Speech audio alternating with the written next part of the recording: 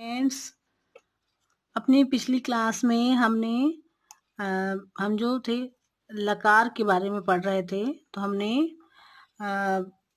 बहुत सारे लकार पढ़े, लोट लकार, लिट लकार, और अब हम पढ़ने जा रहे हैं लुंग लकार। नौवां है ये। सामान्य भूतकाल की क्रिया को प्रकट करने के लिए लंग लकार या लुंग लकार का प्रयोग किया जाता है। जैसे पहला है सज्जनाः स्वर्गम अगमन, सज्जन स्वर्ग गए। सज्जन मतलब मृत व्यक्तियों के लिए जो अच्छे रहे होंगे वो स्वर्ग गए होंगे। फिर दूसरा है पुरा राजा रामः अभूत, पहले राजा राम हुए, उसके बाद में फिर उनके भाई। अगला है रिंग लकार, जहाँ एक क्रिया के होने पर ही दूसरी क्रिया हुई हो वहां पर रिंग लकार होता है। जैसे यदि मोहनः आगमिष्यत तर्हि अहम तेन सह अगमिष्यम, यदि मोहन आता तो मैं उसके साथ जाता। इस तरह से हम कहते हैं, कभी कभी वाक्य में प्रयोग करते हैं, तो उसके लिए यहाँ पर रिंग लकार का प्रयोग किया जाता है। फिर अगला है धातुओं के प्रत्यय। परस्मय पदी और आत्मनेपदी क्रियाओं के साथ जो प्रत्यय लगते हैं वे, उनके बारे में आगे आपको बताया जा रहा है। तो पहला है परस्मय पदी क्रियाओं के साथ जो प्रत्यय लगते हैं उनके बारे में पहले बताया गया। तो यहाँ पर पुरुष और सारे वचन लिखना, एक वचन, द्विवचन, बहुवचन, और प्रथम पुरुष, मध्यम पुरुष और उत्तम पुरुष। तो इसके प्रत्यय देख लेंगे। तो प्रथम पुरुष में है तिप तस झी, मध्यम पुरुष में सिप थस थ, और उत्तम पुरुष में मिप वस मस। इस तरह से आत्मनेपदी क्रियाओं के प्रत्यय हैं। प्रथम पुरुष है त आताम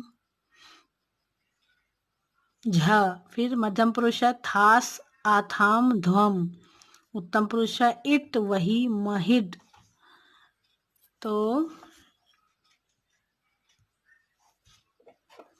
यहाँ पे आपके लिए ये बताएगा कि प्रारंभिक स्तर पर छात्रों को अनुवाद करने के लिए 5 लकारों लट लंग लिट लोट और विधिलिंग लकारों की ही आवश्यकता होती है। अतः केवल इन्हीं 5 लकारों के रूप आगे दिए जा रहे हैं। बाकी सारे लकारों का प्रयोग हम वर्तमान में नहीं करते हैं। ज़्यादातर हम इन 5 लकारों का प्रयोग करते हैं। लट लकार अर्थात वर्तमान काल, लंग लकार अर्थात भूतकाल, लिट लकार अर्थात भविष्यत काल, लोट लकार अर्थात आज्ञात काल, और विधिलिंग लकार जो है वो चाहिए के अर्थ में प्रयोग किया जाता। तो इन्हीं 5 लकारों के बारे में आपको बताया गया है विस्तार से।